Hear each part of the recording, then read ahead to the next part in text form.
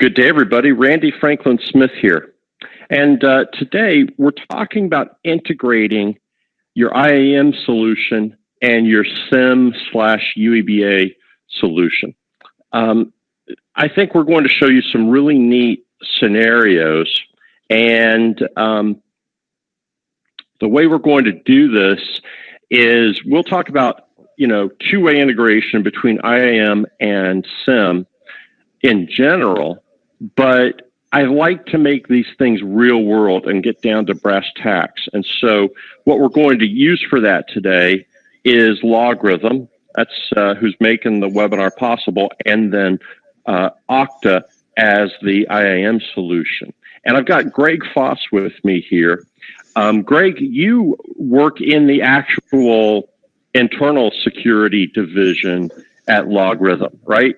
So this is not even a marketing guy that I've got with me here. Like, not that there's anything wrong with marketing guys, but you're in the trenches dealing with a SOC the same way as most of the other people on this call. Am I right? That's correct, Randy. So essentially, I run the internal security operations and threat research team. So everything we're going to talk about today are things that we're doing internally, and a lot of the use cases that we'll walk through are things that we've developed in-house and are running on our current internal LogRhythm deployment. And that's one thing I like about you guys. Not only do you dog food and use your own products, which is logical, but this is not the first time that I've seen your internal security division basically produce product, right? And put it out there for the rest of the world to use. Yeah, exactly. And that's something we found to be really effective in developing something that's solid and usable and, is something that actually benefits our team. And so if we can do that here, we want to do our best to get that out to customers and really help them kind of achieve those same goals. All right, so we're going to talk about level set IAM, SIEM, UEBA, but not spending too much time on that. Then we'll get into this real world example, and we will show you, we're making the assumption that 99.9% of you know SIEM, you understand what a SIEM is, and most of you are probably users of a SIEM. So we're going to focus more on Okta and the feeds of activity data and identity information that you can get out of Okta, and then also the operations that you can perform against Okta, all by API. And then we're going to look at some specific integration scenarios. And I bet that folks in the audience, some of you may even have some ideas too of things that you could do. So please share that and anything else that you want to say in the question window. I'll work as much of that into the session today as I can. So just use the question window for any and all comments and feedback. Okay. So IAM, something like Okta, an identity and access management solution. I want to throw in the term CASB also, Greg, Cloud Access Security Broker, because this is really getting stirred together to a large degree. Would you agree with me on that? I would, yeah, completely. So whether, identity and access management, that's easy to understand. That's what takes over managing the corporate record of an individual, entitlements, and roles that is outside and separate from any, actual solution. In fact, it's even outside and separate from Active Directory. Although, of course, I would say in almost every single organization out there, AD is a very big component and one of the principal data stores that an IAM solution speaks to. But it also it knows all the other systems where maybe you don't have, that aren't integrated with AD, but you do have an identity and an account entitlements and so on. it's a one-stop shopping place for that identity and all the entitlements that user has. It may also, a good IAM solution may also have verification and workflows and other management features to help data owners confirm, verify, and be involved in an automatic way in entitlements. Let's see. So integration is a big part of IAM, but if it also has cloud access security broker features like Okta does, then you're getting kind of a modern single sign-on idea where you might go directly to Salesforce or another cloud application, or you may start out at the IAM portal, but it brokers dynamically your authentication and sign-on to all these different both on-prem and cloud-based applications. And it's not just single sign-on. That's kind of an older legacy term where you log on one time to your workstation and now you're not prompted for any credentials from that point on. And that was real pretty and nice, but with today's level of security, we need something a little bit in between. We certainly don't want the user to have to log on to each and every application every time they access it. So that's what something like Okta does. It uses dynamic risk factors, looking at all kinds of data in real time, and just dynamically decides when you go and access an application, does Bob need to authenticate again? Does Bob need to authenticate with more than his password? Do we also need to do a push notification, or do we need to use any of the other authentication factors that are available? So it's doing all of that dynamically, and that's where you might hear the term step-up authentication. So it can dynamically decide, just because you haven't authenticated in a while, or because there's something weird about where you're coming in or what time you're coming in right now, or all these other factors, it can dynamically adjust its security posture. What else should we throw in there, Greg? Can you think of anything else just on this, first high-level discussion of IAM and something like Okta? Yeah, I think you hit the nail on the head, Randy. That's the big thing we're looking at with identity access management solutions is, how we can control access to these various resources without forcing people to go through, things like a VPN and stuff like that. Whereas now companies have so many of these diverse cloud assets and remote kind of systems and resources that they're touching. The old approach of kind of having this wall that's protecting your company isn't really feasible anymore. So you have to really look at who the people are, where they're coming from, what access levels they have, what teams they're a part of, what privileges inside these apps they should have, and all these kind of things that are delegated through groups that can be controlled, via various HR tools or Active Directory itself, and then have a identity access management solution such as Okta or Ping or one of those kind of solutions to go and really broker that access to these systems in such a way that they still have those same kind of protections that they would when they're accessing a corporate environment. That multi-factor, a lot of the items that you touched on, such as where you're logging in from, is this a known device, known IP address, things like that can all be taken into account to determine what level of security protocols they might need to go through in order to access something. Yeah, and that way the user doesn't get bludgeoned to death. If they just did a one-time password 5 seconds ago when they were logging onto Salesforce and now they're accessing Slack, we don't need to bludgeon them with more and more push requests or OTPs or whatever. Okay, exactly. So enough said about IAM, I think, for right now. Of course, SIEM. Now, most of us probably have a pretty mature organization where we are getting our on-prem logs up or into our SIEMs. So, we're getting our Active Directory logs from our domain controllers, our Windows servers, our Unix systems, Linux systems, we're getting those logs.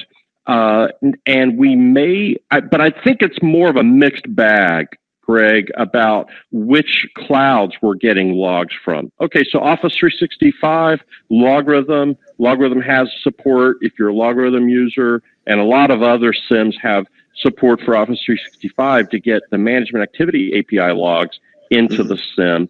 But how many people do you think are 95% covered with all their other cloud apps for getting their audit logs into their SIEM? Exactly. I think a lot of people aren't really covering these apps in the ways that they should. A lot of it is because, setting up API tie-ins to things like the Office 365 Management Activity API, Salesforce, Slack, things like that. Some people just don't want to spend the time to build that out, or they don't have the resources on hand to really generate these API tie-ins. And a lot of it, too, might be general access. Like some companies are very siloed in the fact that the security team may not even be able to have, full administrative access to set some of these devices up.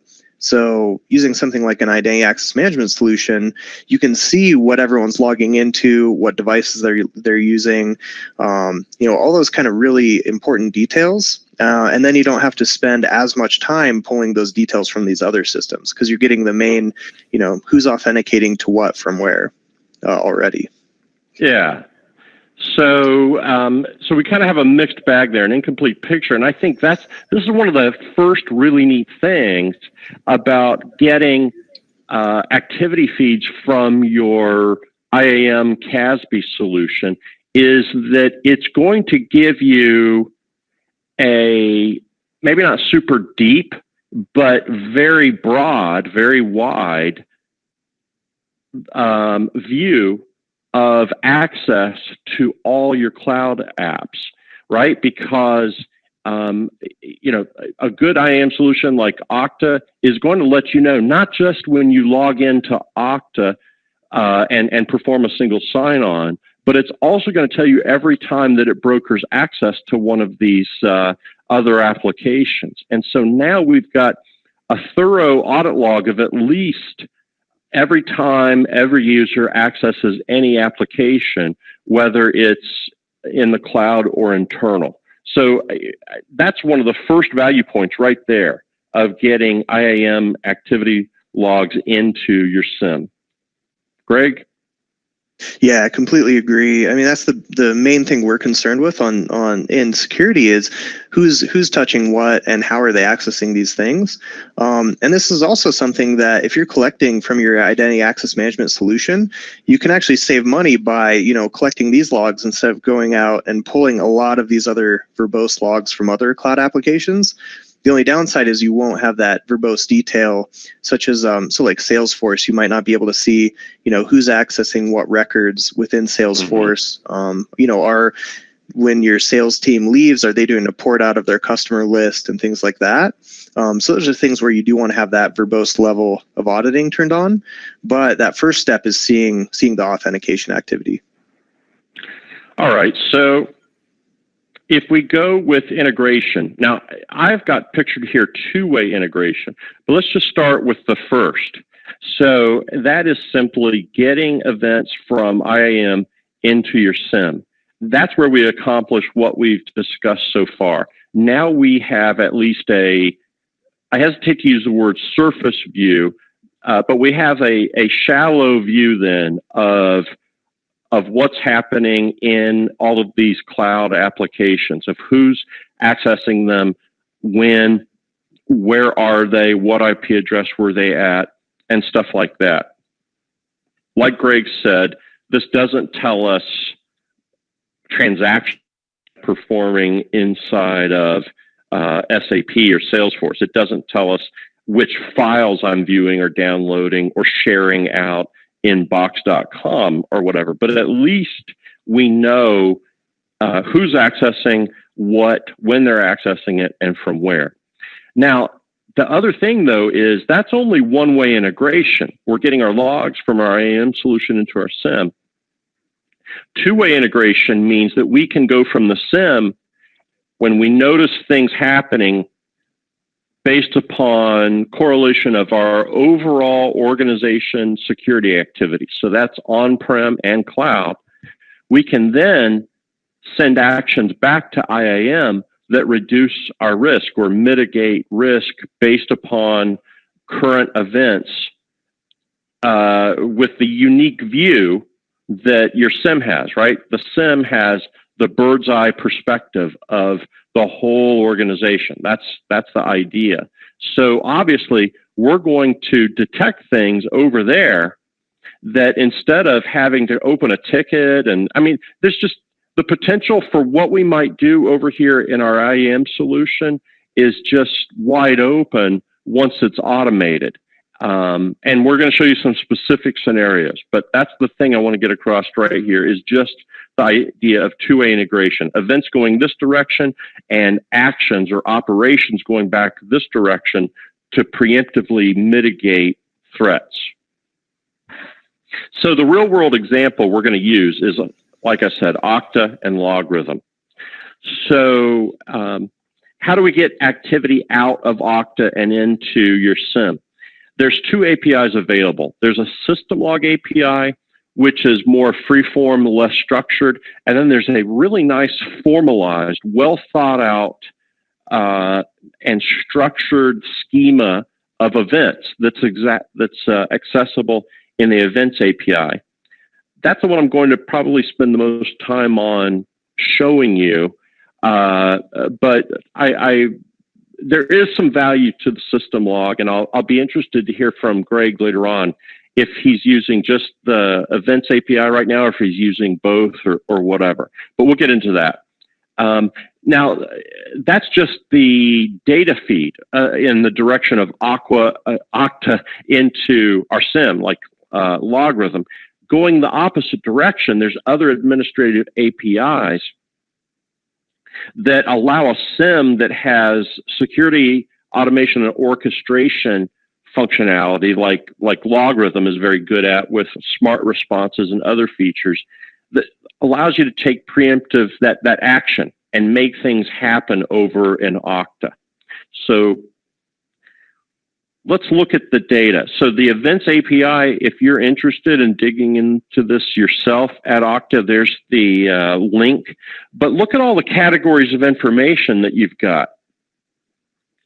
You know, so far we've just been talking about authentication and logon, but look at everything else. If you assign a user an application, if you create a user account, when you activate users, deactivate users, sign-in failures, a user locked out, suspicious activity, SMS messages being sent, all of that gets fed into the Events API. And so now LogRhythm can know about all of that stuff happening in near real time and take that into account with everything else it's seeing from the entire organization.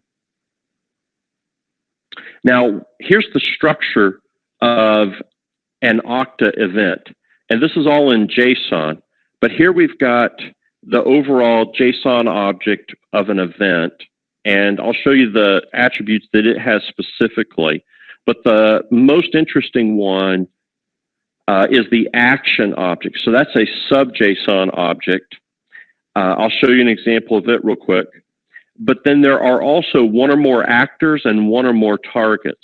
And this is so well thought out. So we have an event, you know, an occurrence of something in time and space. Here's the action. Here's who performed that action. There can be more than one, and I love this, such as when a user logs on, there's two actors in the event, as you'll see here in a second when I show you an example. There's the actual user, Bob, but the other actor is Bob's endpoint, the device that he was at. So that is really cool. And then the target is Bob again, because you know, you can see when you're signing on, that does involve your user count kind of as a target of that action. But the other thing is the application that you're logging on to. So what we're getting here in a nice structured format is something like Bob accessed Dropbox from his iPhone. And all of that is in a nice, easy to understand JSON schema. In fact, here's the properties on an event itself. So every event has a unique key. It has a timestamp of when the event occurred. There's a session ID and a request ID, which can be used to correlate with other events, like show me all the events in this particular session. Here's the action I talked about. Here's the array of actors and targets. Now let's drill down into those and look at the properties we have there. Well, actually, here's an example first of an entire event. What is this event? Well, let's go to the action.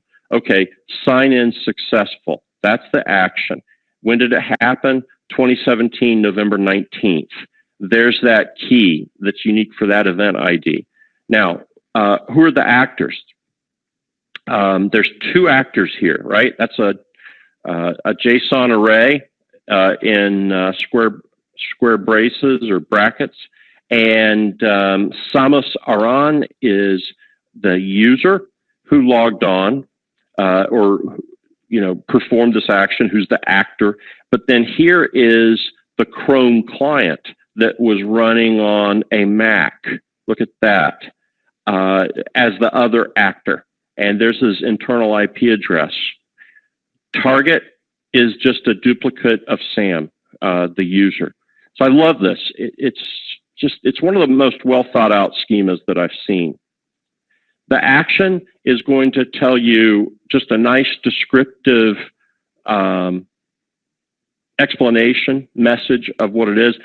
Your category is going to be listed. That can be useful for filtering. And let's see. Oh, wow. There's even the URI of the request that generated the event. Now, that's pretty interesting. I want to go back and look at that. Okay. It's just that appears to be the URI at Okta, I'm thinking. So I'm not too sure on that. Or is it? Because look at this. Is that actually coming from Salesforce? I don't know. Greg, do you know? Yeah. So I was just going to chime in here on the request URI and object type. So basically, you can tell what type of authentication was used and what application they logged into. And actually, when we dive into this data, after we've kind of done some stacking and long tail analysis on it, you can get a feeling of like where people are authenticating most and things like that. So one of the examples I'll walk through is essentially how we caught an attack against our Exchange environment through the use of Okta. So all right. Yeah, so it's pretty cool to be able to tell that level of detail from what Okta pulls. It is, and I mean, we're just getting started. You can also, here's the information about an actor. Here's the two actors involved again. I think I already walked through this. So there's the user and there's the client, and we've got all the information that we would typically want about both of those. I just love, we can tell, we've got the whole user agent string. I think that's what that is. And of course, that's what's recorded by the agent. So I just, always like to qualify that this is what is reported, but it looks like a Mac and the browser was Chrome. I love it. Exactly. Well, and these are two things that you can pull together and correlate in a way that you can say, are they coming from a different IP address? Are they using a different user agent string? Is this coming from a different browser? Like those things together, if you pull that data out and stack it, you can actually see if someone maybe had their session hijacked or something like that to a specific application. Eddie asks, do other IAMs also use JSON schema? No idea, Eddie. We're using Okta because that's the one that was easiest for us to get into and look at. Nowadays, most data like this is in JSON, but even if it were in JSON, it would be a completely different schema for sure. So the structure might be different. It may not be as structured as this. Into sub-objects of event and action and actors and targets and stuff like that. In fact, for a lot of these, Eddie, I would expect it to look more like their system log, which I'll just talk about briefly. Let's see, target. I don't think there's anything that jumps out here. Just wanted you to see an example of what it looks like. But see, this is showing us that it's Salesforce that Samus is logging on to. You can also get non-logged based data out of Okta. I just wanted to make sure you were thinking about that. So think about what SIEM stands for. It's not just SIEM, S-E-M, it's S-I-E-M. So it's not just event management, but also information. And I know LogRhythm in particular has a nice appetite for non-event information, identity information, right? Getting more identity data about, say, all the user accounts and groups out of Active Directory, as well as DNS to IP correlations, right, Greg? Because if all you're doing is consuming event data, you're not fulfilling the whole concept of SIEM, which is also security information. Exactly. It's all about that correlation and what you do with that data and how you take that and take action on what you're seeing. So Okta does have APIs for getting things such as a list of user accounts. Mm-hmm. Let's see here. Hey, the system log API. Now this provides more information. Like here's one really good example. Authentication context.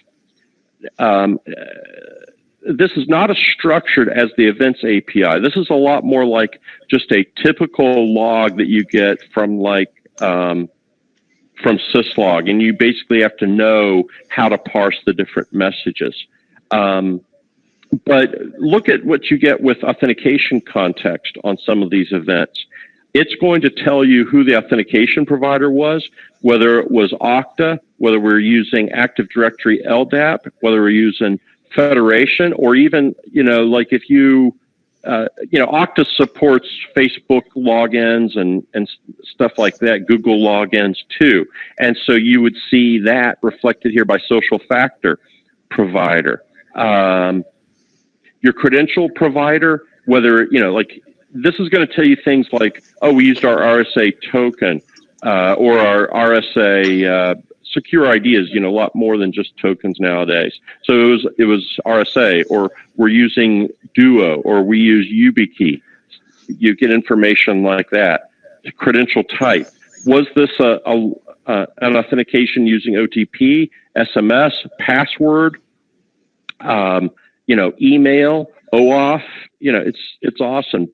What is that? Java Web Token? I forget what JWT stands for.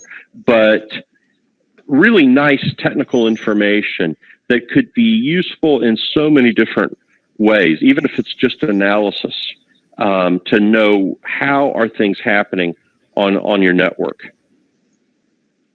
And here's a question for you right now, for you, Greg. With the integration that you guys have build out with like Invoke-Okta and whatnot, which one are you using? Events or system, or both right now? Right now we're using the Events API, and we're actually working on a system log API as well. But basically the Events API has been something that just gives us such rich data for the SIEM in particular. That's mainly what we've been focusing on. Yeah, all right, that's what I figured. All right, so now let's go the opposite direction. We've been talking about the SIEM consuming data, LogRhythm consuming data from Okta. Now, what could your SIEM go and automatically do? What kind of security automation and orchestration API capabilities does Okta provide?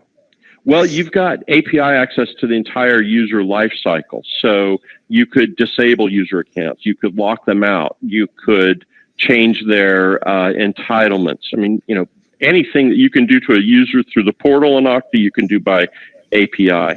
There's also IP zones in Okta where you can declare, you can assert that these IP addresses are more trusted these IP addresses are less trusted, these IP addresses are prohibited.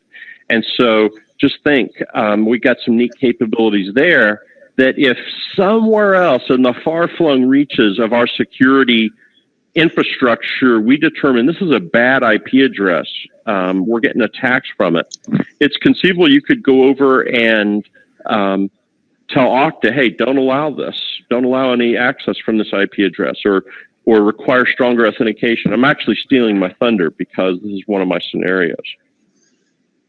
Can you go and also specify, hey, this user should be considered higher risk right now? You've got neat things like that capability. So let's look at 3 specific scenarios. First of all, let's talk about harvesting and leveraging custom threat intel from both directions. We'll also look at using the user entity behavior analysis functionality. If you have such in your SIEM, like LogRhythm is really building out its UEBA capabilities. So UEBA is all about rating users as higher risk or lower risk relative to the activity their behavior that's being analyzed. So would it be cool if UEBA did more than just put that user higher on the dashboard for the SOC analysts to pay attention to, and instead went over to Okta and allowed that to influence authentication decisions that Okta is performing, and thus get stricter for users that are being perceived as higher risk. And then I've also got something that, for lack of a better term, I came up with calling synergistic correlations. So first of all, harvesting and leveraging custom threat intel. Let's look at it in going the direction from Okta into your SIEM. So let's say that Okta detects suspicious activity from a certain IP address. You'll remember that. That's one of the event categories back here. Yeah, right there, suspicious activity, or sign-in failure, user locked out. All right, so let's say Okta discovers that. Well, we could put that up on a dashboard, but Greg, I'm sure you've got more alerts and alarms to analyze than what you can in any given day, right? That's just life of a SOC analyst, right? Yeah, exactly. And a lot of that comes down to, how we effectively tune this to look for things that we're more concerned with and how we affect those risk ratings across the company. That's a big aspect of how we do the tuning and, really determining what is priority for the SOC to look into.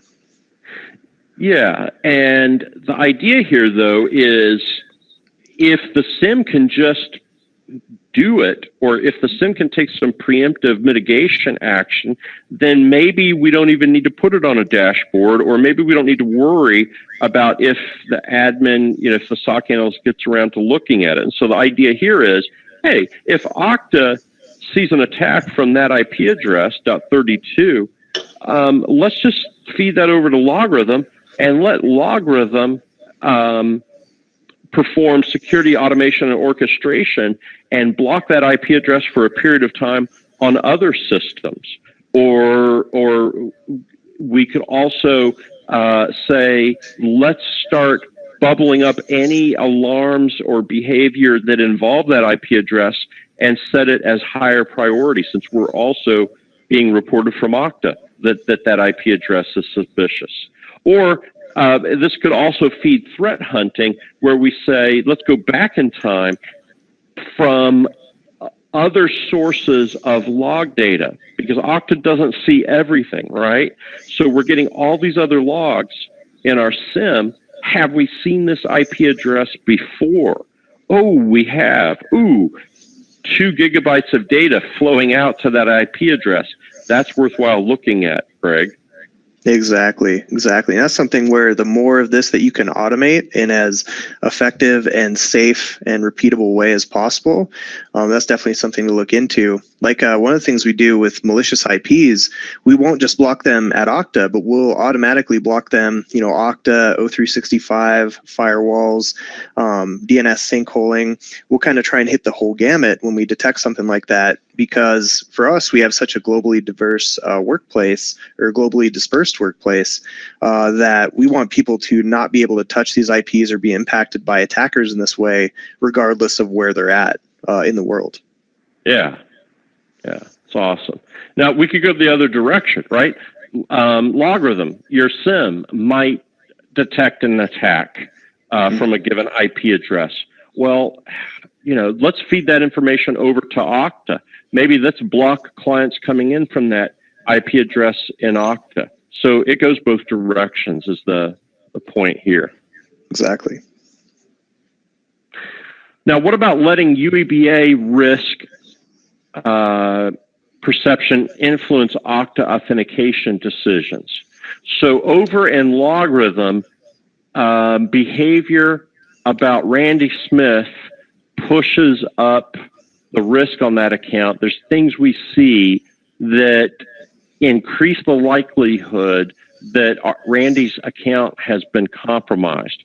Well, again, let's get preemptive. Let's feed that information to Okta and tell Okta, hey, let's require stronger authentication from Randy. Add that as one of your risk features, because Okta already attempts to do that, but Okta only knows what it knows, right? So the idea here is we're giving it added intelligence that's coming from all the other log data and security information that your SIEM sees that Okta would not be privy to. Exactly.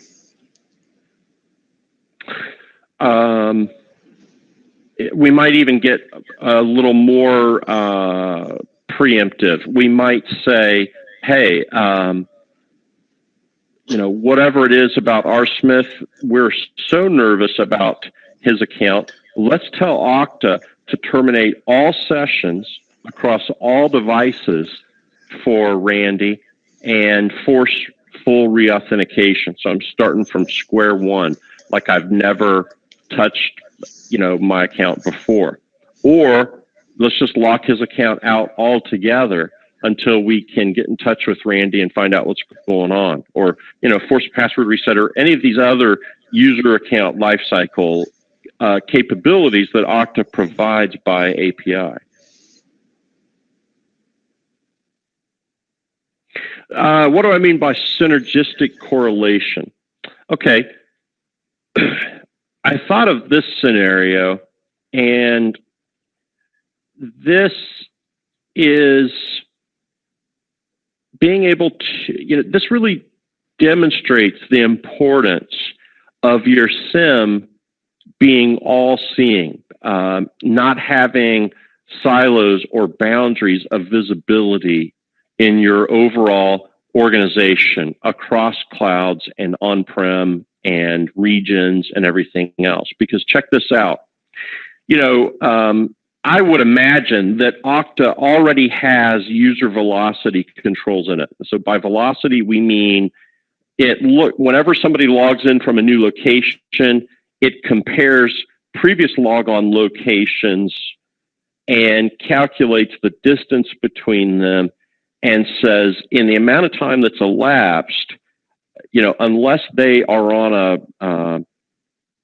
a SR-72 Blackbird, they could not have gotten from this place to that place in that much time. And so that's as though they're in two places at one time. And unless they're using a VPN tunnel or something else, this really looks more like somebody has their credentials and is logging on from another location. So that's user velocity. Now, Okta probably already has that built into it, but it can only see what it can see, right? So it's only going to be making those velocity calculations based upon logon activity flowing through Okta.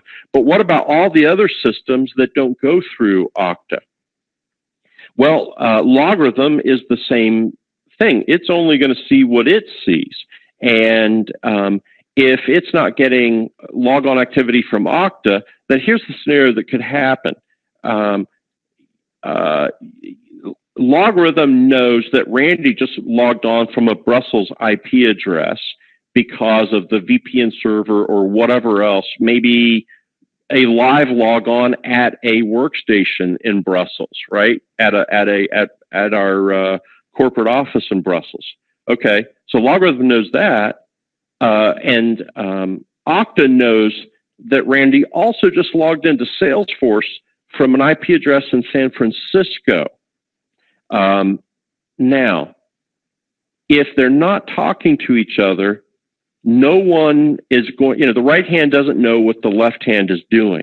But if we're getting that data out of Okta, getting it into LogRhythm, then we have at least the opportunity to figure that out.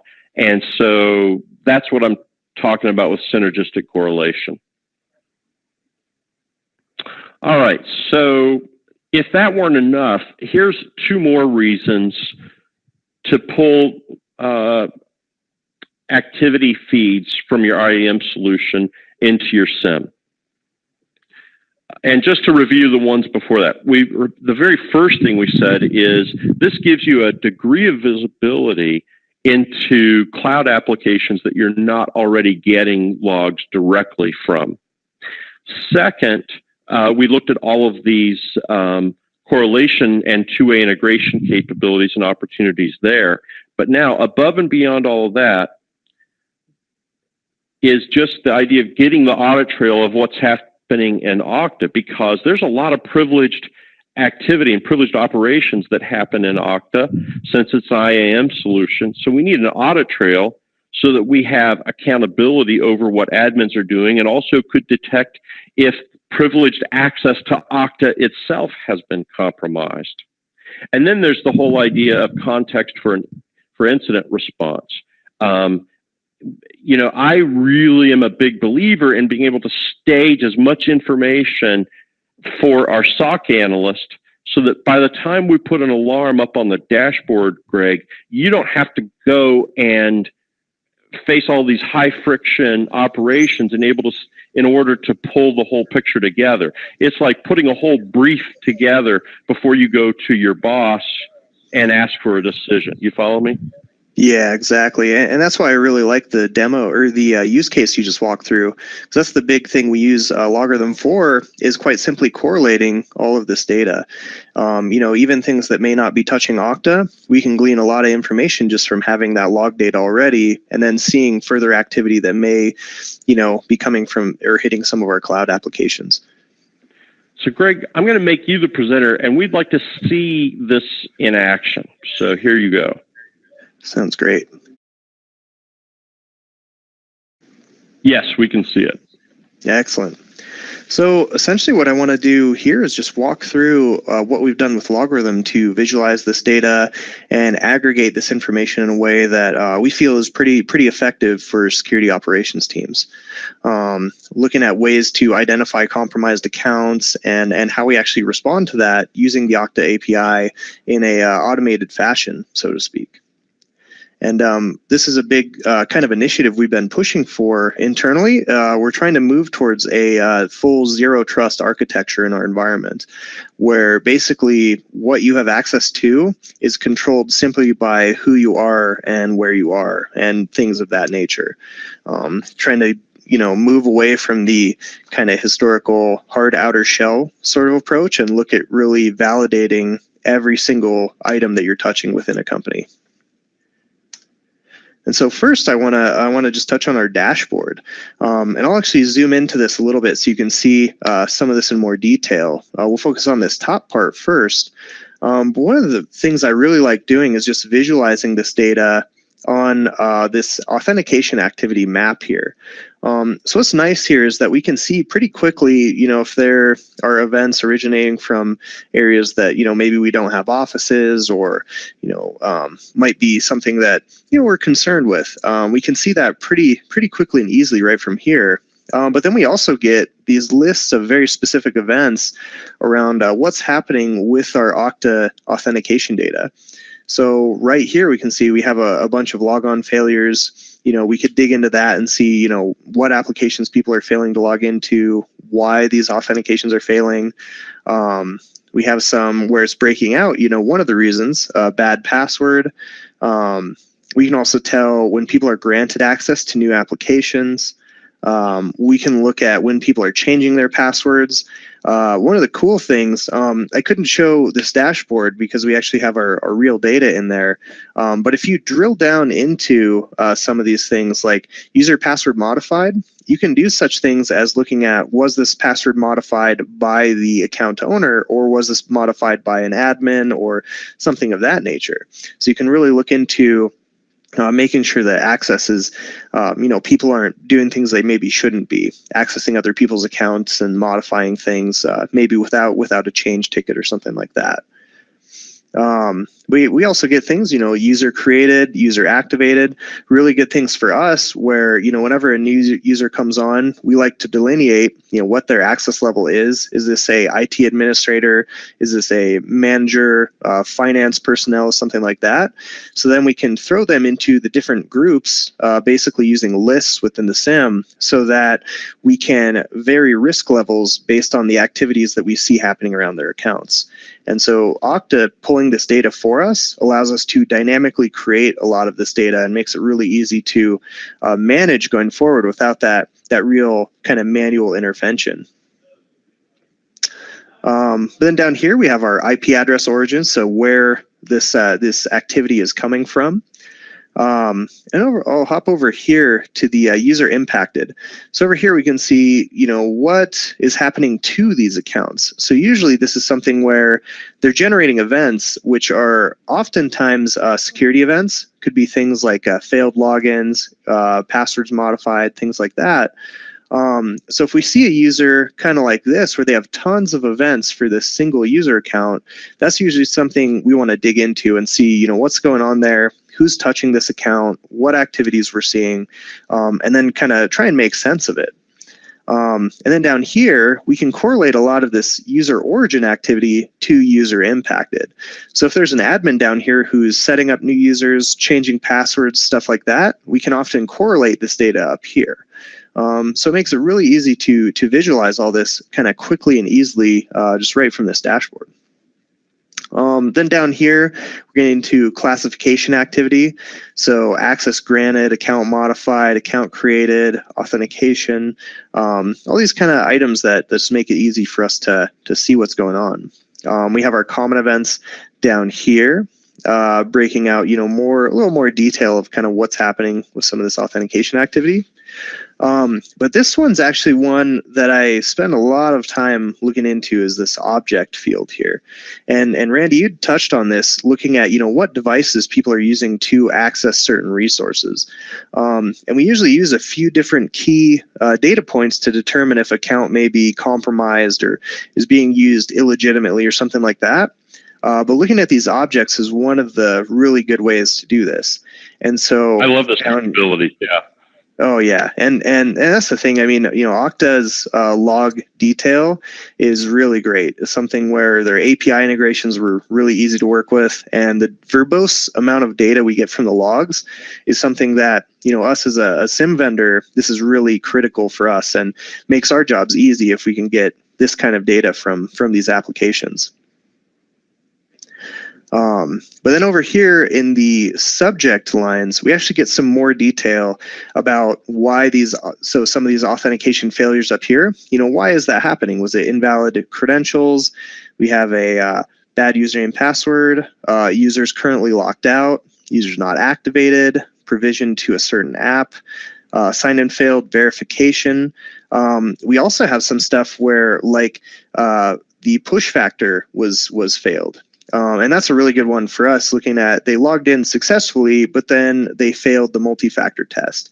And if we see that happen, more than a couple times, we definitely want to look into that, because that could be very likely a compromised account. And then so down on this bottom area here, I'm going to turn off this little button. We break out, more of the location data here, and then the commands, essentially, quote unquote commands that are being run. It's more relevant to the classifications, if you will. PowerPoint closed. me open this again. Sorry about that.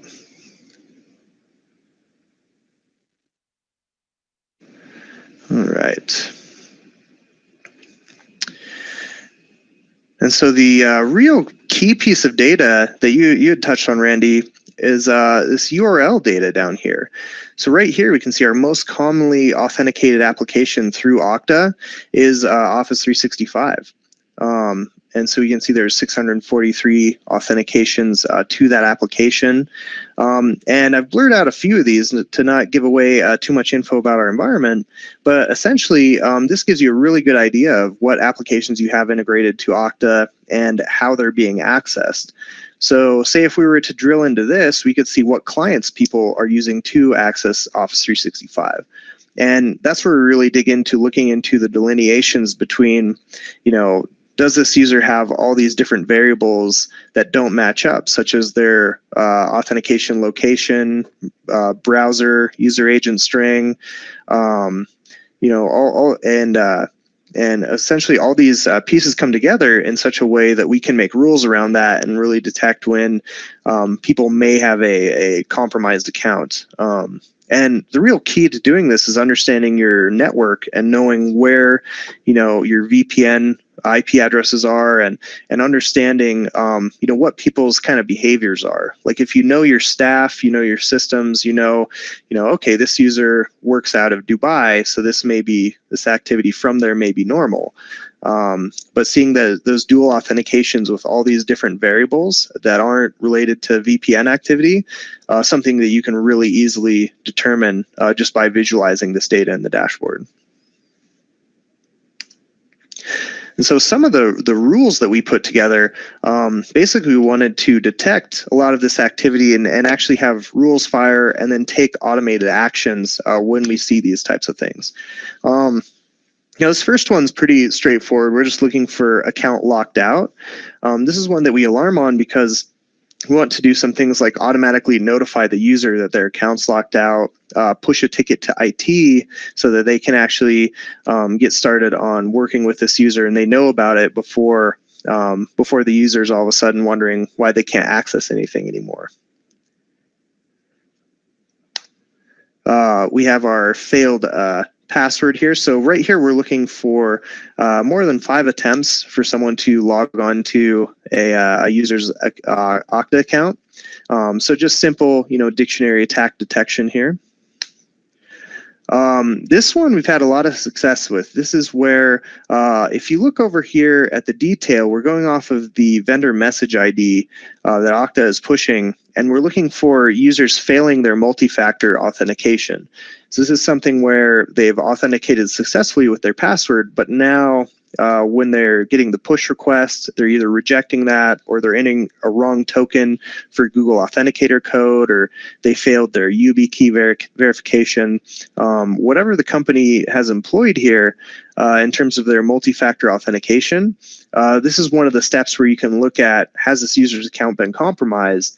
And it's kind of one of those key indicators that may bubble something to the surface where we need to go out and say, force reset this user's password or something to that effect. And then locked out. I think I switched these up. That first one I had was supposed to be API token creation. And so we do alarm on that because whenever someone realizes they might be able to create an API token, that's something that we want to monitor. Now, you should restrict this to your domain admins and your security personnel and folks like that. But some companies may end up adding all their users to the same group or something like that. And once people realize they can create an API token and actually do a lot of interesting things with that, that's something where we like to monitor that for sure. Even our admins, we like to know what they might be doing with API tie-ins into Okta. And so really bringing all of this together is the automation piece. So those were just some of the more simple rules that we have around this.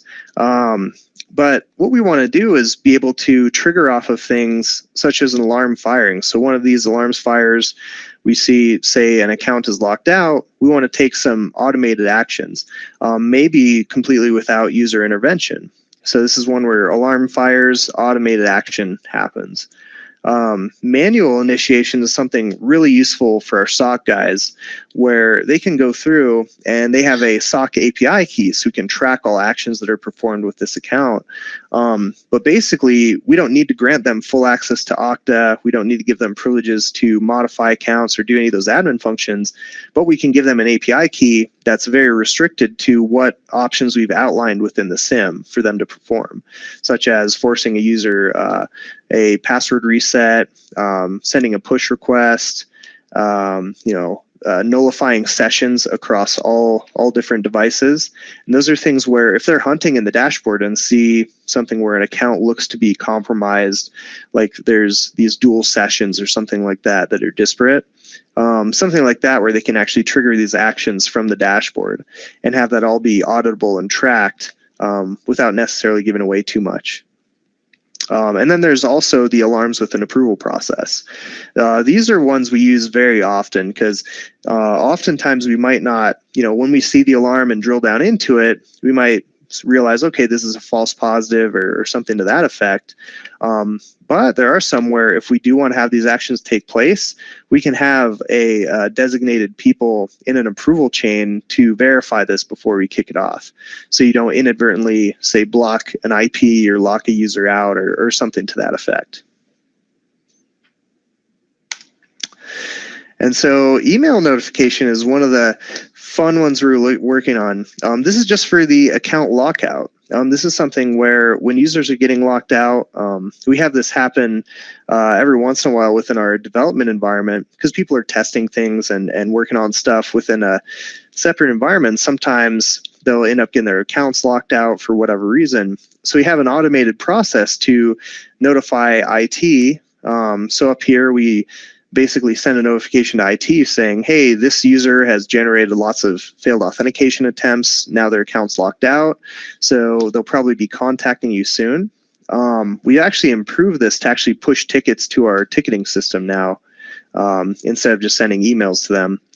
But then down here, we also send a user notification to the end user. Oh man, doesn't like my PowerPoint. But essentially, when we are notifying that end user, basically what we're going to do, I'll pull this up while this is loading. But basically, we just want to give them a heads up that, hey, your account is locked out right now, and this is kind of why. And we've actually had some good responses from that from our users, just from giving them those simple notifications. Now you can do other things depending on your comfort level, such as automated unlocking of the account. So that's something where, it could be a security concern to do that, but depending on how you're staffed and what your risk tolerance is, that's definitely an option as well. And so in terms of automated actions, one of the tools that we developed in-house is this one called Invoke-Okta. And basically, this is just a PowerShell tie-in to the Okta user API, which allows you to control various aspects of the user account. So to walk you guys through this, I'll just go ahead and bring up a little demo over here. Basically, we have a lot of really good options for, gathering general information on a specific user. So right here, we're going to pull information on a specific user, or you can also list their app. So the applications that they have associated with their account. You can basically pull a report of everything that they have permissions to. We can list out every user that has an Okta account. If you run this, so I'm in the Mac here, the PowerShell core, but if you run this on a Windows host, you can actually get the out-grid view of all users, and you can sort and filter through that. Makes it really easy for provisioning.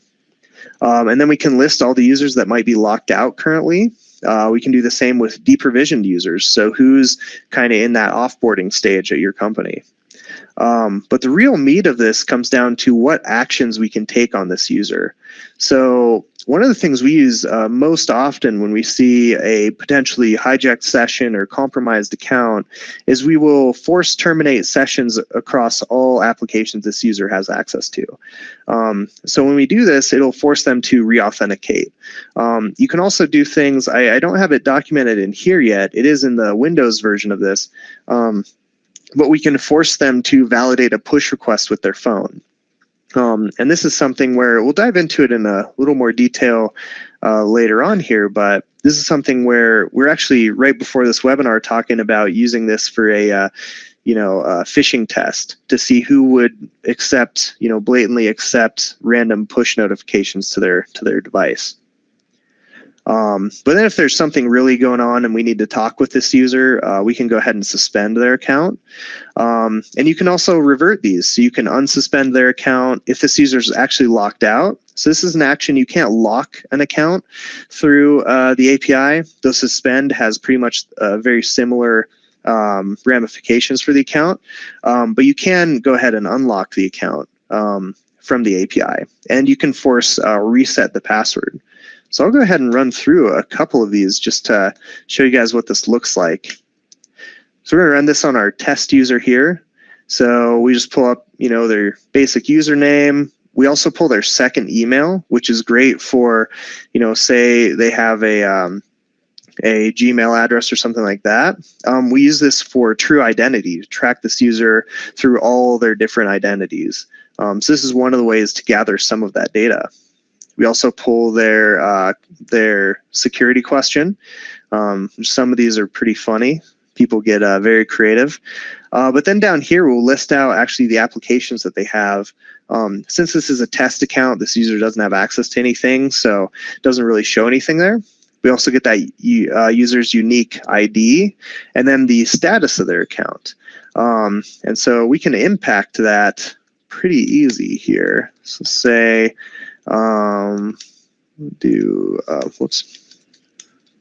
test user. And so if this user was locked, we could go ahead and do that, except the user is not locked. So let's go ahead and do suspend. There we go. And so now if we just query this user again, we'll show that their account is now suspended. So they won't be able to access anything in the environment. Now we can undo that pretty quickly. So now the suspension has been removed. So it makes it really quick and easy to kind of manage this.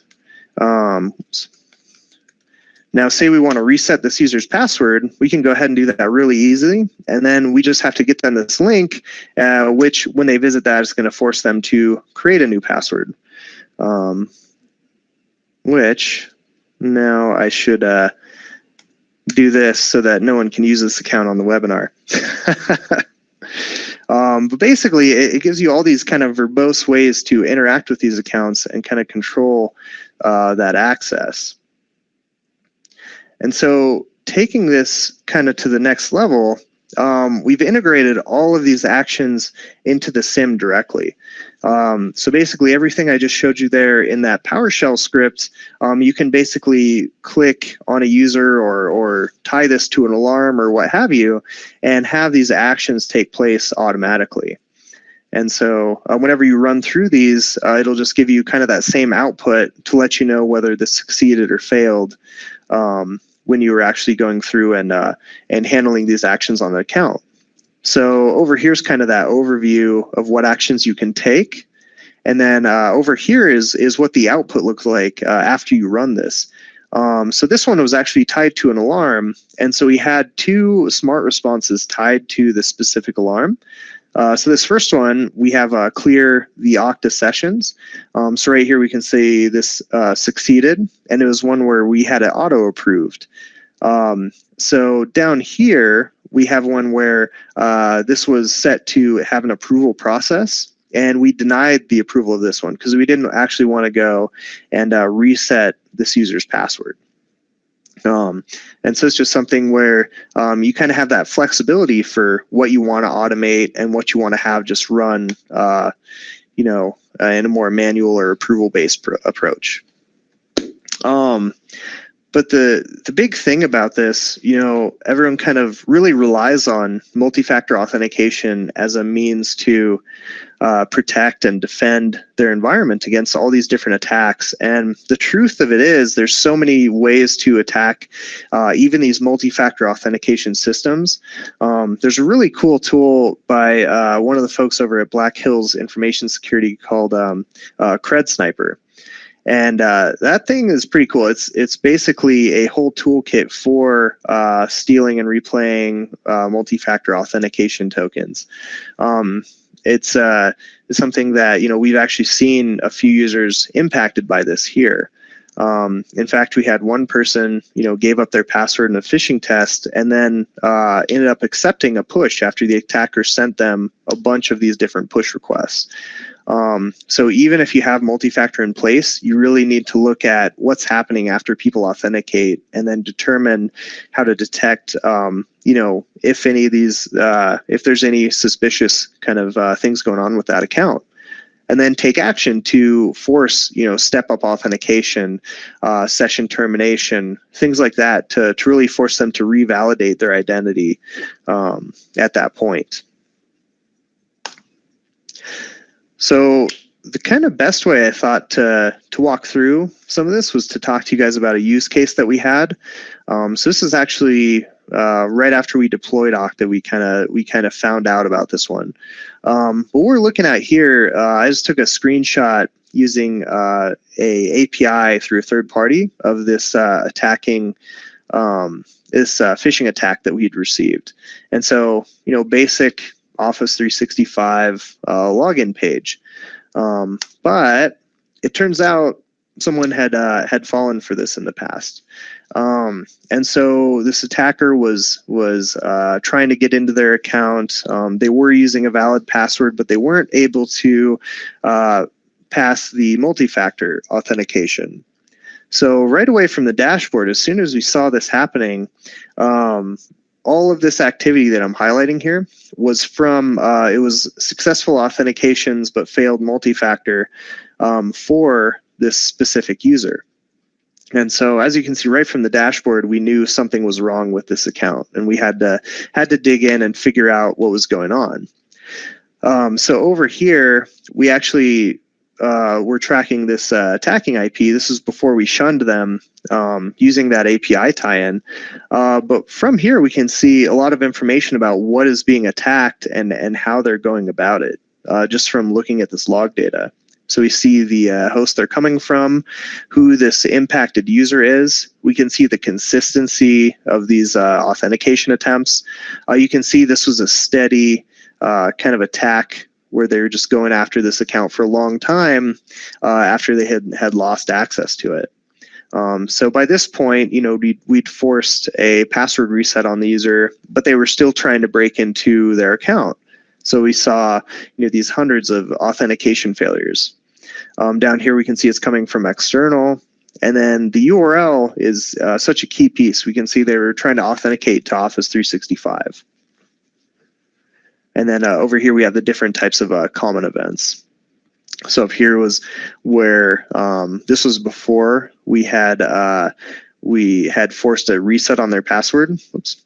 And so that was just they were logging in and failing the multi-factor. And then down here is when they started their dictionary attack. And so with this, we basically had our automated response go out and reset the password. But it's something where, had we not been aggregating this data, this is something where this user could have just been continually getting locked out for quite some time. So this IP we ended up adding to our block list across all of our different devices, just kind of standard for the course when you see this type of activity. But that was something where it kind of really highlighted the need for, not just having that multi-factor in place, but the ability to audit and monitor that and see what's happening with these diverse cloud applications, and then aggregate and correlate all that data and take action on it. And so another fun thing we've been messing with, So MFA, it's something I think every company you need to have protecting your most critical assets. But we can have some fun with it too. So we were talking about doing push verify, basically sending push requests and seeing if people accept these random requests. You can also just do what we were doing here, sending hundreds of push requests to specific users just to mess with them. I did this to my boss the other day. He didn't think it was as funny as I did, but it's pretty funny. But this is something where you have. I think it's funny. It is. It's more creative than the text, DOS by text or anything like that. So it's something where Okta opens up all these different capabilities through their API, and the ability to tie this into the SIEM and take action and do things, all the way down to validating push requests, is just something that we found very valuable and kind of critical to our whole operation here at LogRhythm. So with that, I think that's all I had. I don't know if you have anything. All right, we got some good questions. Oh, excellent. All right, so let's see here.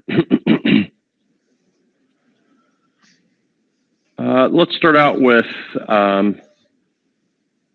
John. What source do you target to collect all these logs? Do you run an agent in the identity store or on the IAM servers? So I think the first thing to get across there is Okta is cloud. Mm-hmm. Yeah. So there's no agents required or anything to use Okta. It's all cloud-based. And then so collecting these logs, this is just an API configuration within the SIEM. You can do this right from your SIEM deployment itself.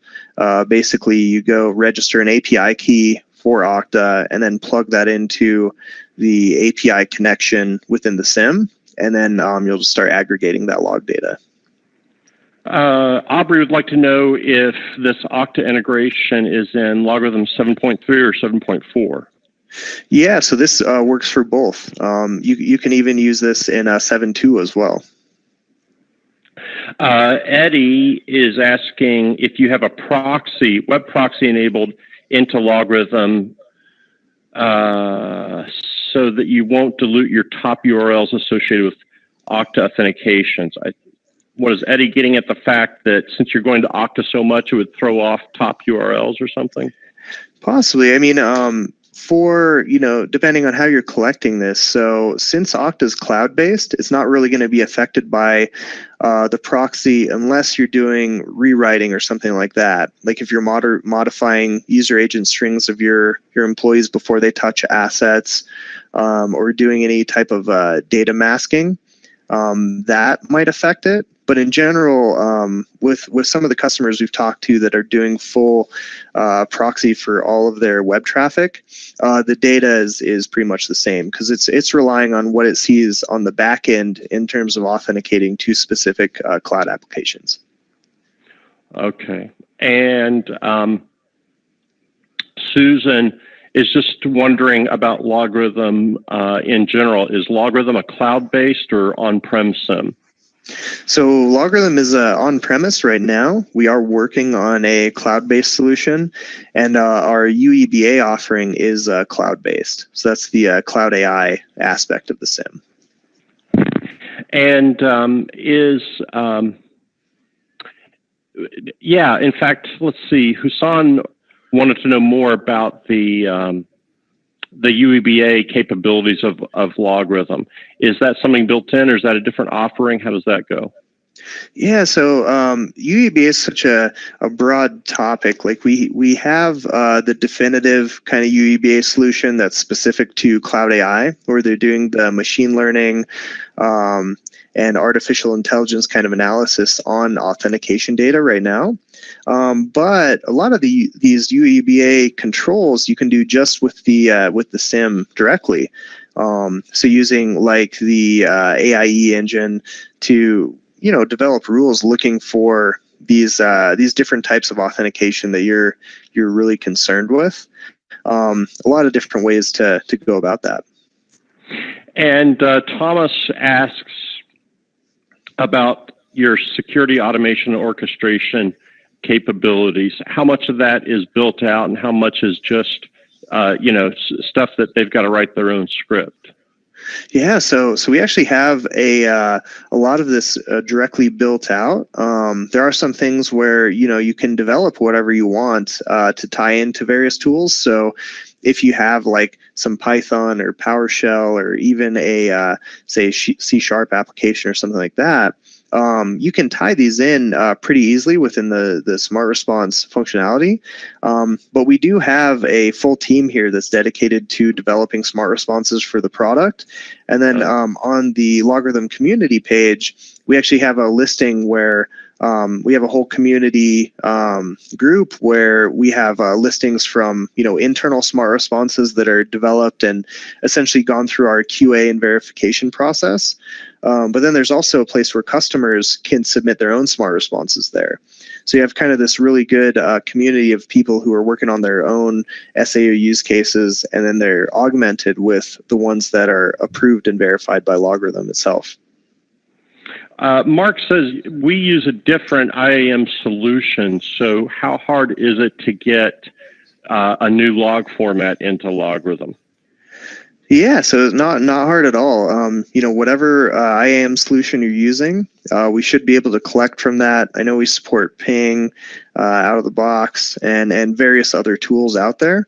So it just depends on what tool you're using and what data you'd like to collect. We should be able to do that. All right. I think that's all of our questions, and we're close to the bottom of the hour. So we appreciate everybody spending time with us, and we hope this was valuable to you. Christine just says, we do have an AMI in AWS. You can deploy LogRhythm in the cloud. AMI, what does that stand for? Oh yeah, so it's like a virtual machine in AWS. So that is another option. Basically, it's a ad hoc kind of customer-owned cloud deployment. So I was kind of leaning towards like the managed kind of setup where you just have an interface you log into, because that is something we're working towards. But yeah, in the interim, there is a AWS virtual machine that you can deploy. That's good to know. Eddie says, can you customize the LogRhythm dashboard, and is there an API for doing that? Yeah, so you can definitely fully customize the dashboard. Basically everything I was showing you back on there. Let me get back to the dashboard here. What is animations? Okay, so on the dashboard here, all of these items are widgets that you can move. You can change the color. You can change the type of charts that you're showing, like whether you want a list, you want a pie, something like that. So all of these are modifiable. You can resize these and move them around however which way you'd like to really visualize the data in the way that's most effective for you. In terms of the API, there's an API to modify the dashboard, but we do have APIs that tie in and can handle things like alarming, appending items to lists, generating and updating cases, and so all sorts of different things like that can be done through the API. Awesome. Okay, well, that was cool. We had a few more questions. Eddie says, great presentation, good food for thought. Thank you, Eddie. And again, thank you, everybody, for spending time with us today. And Greg, thanks to you and Graham and the other folks at LogRhythm for making today's real training for free possible. Thank you. Thanks for having us. All right. Have a good day, everybody, and we'll be in touch again soon. Bye-bye for now.